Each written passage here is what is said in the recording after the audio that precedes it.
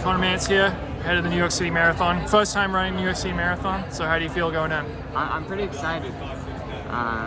Training's gone well, so I mean, there's nothing more I could ask for at this point. Yeah.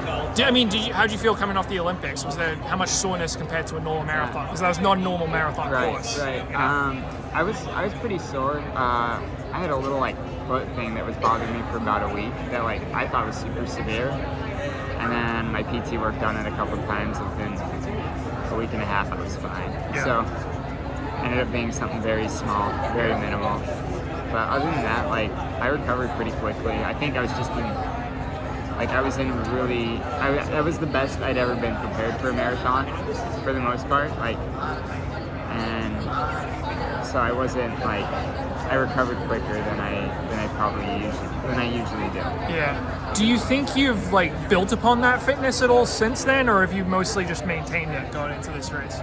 I mean, you can't look too much at workouts, but if I do look at my workouts, I'm definitely faster than I was running right before the Olympics, and that's exciting, especially because I feel like I'm holding back more than I was before then. I feel like the Olympics was all about, let's get a medal, and even though that didn't end up happening, I think I put myself in the best position I could have. Mm-hmm. And so this one, it's I feel okay, consistent work is really what I'm wanting. And so now that I've gotten all this consistent work in, I felt like I'm running faster, not having as big of a goal heading into this race as I did at the Olympics. Yeah. And running faster, so I'm confident, I should say. Yeah. What is your goal on Sunday? It's my goal is really, it's going to sound lame, it's kind of a cop-out answer, but just execute a good race. I think my fitness is there. I don't know how fit Tola or Chabet or Jeffrey Camwar is. There's a lot of really good athletes in this race, but I know where I'm at, and so I don't know, if I go run a great race, that could be fifth, that could be third, that could be first, that could be, I highly doubt it would be 10th, but it could be 10th, with how my workouts have been going. So I'm just I'm not having too much of a this is my goal, because I know if I go run a great race and I go run, if my goal is the podium and I run a great race and run 2:07, am I going to be upset by missing the podium if I'm fourth?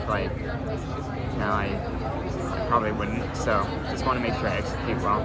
Did you surprise yourself at all by how fast you ran at that 10-miler, and how much did the wind help you, I guess, on that day?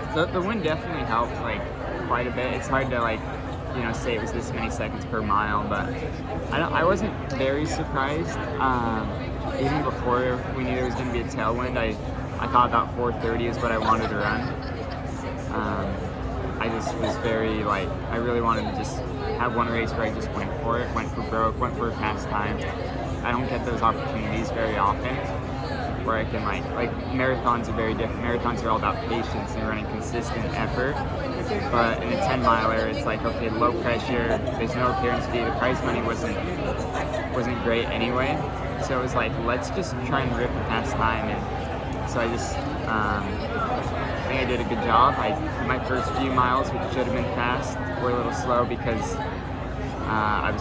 it was super early in the morning. I wasn't completely awake yet. So it's a lame excuse, but I think it was a good race either way because I was able to execute pretty well. Yeah. And speaking of fast times, Ryan Hall's half marathon American record has been around since 2007. Are you going to take a shot at that anytime soon? Is that on your mind at all, looking ahead to next year? Absolutely. I'd love to go forward at Houston, but we'll see how I bounce back from this. I think the times I'm in the shape to do it are always when I'm heading into a marathon, and I'd much rather go run a faster, good marathon than get the American record in the half. I think that's how most people would. I bet Ryan Hall would much rather would have ran. Well, I guess he had a very successful career. He did a lot of great things, so I'm not going to say what he would have rather done over the American record in the half, but it's always on my mind. It's been on my mind since even before I went pro. But finding the right race and being in the peaking for one is a little difficult to do. Yeah. because the marathon's the big race. You know? And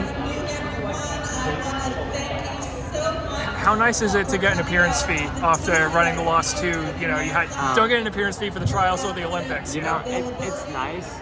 And I love it because this is what I do for a living, but also my goal isn't, get a big appearance. My goal is to compete and win something big. So I don't, it's going to be, I don't see myself really winning this weekend like I'd love to, but there's so many good guys. I'm not going to completely count myself out. But I hope that this race is a step in another big step in that direction of getting closer to winning something.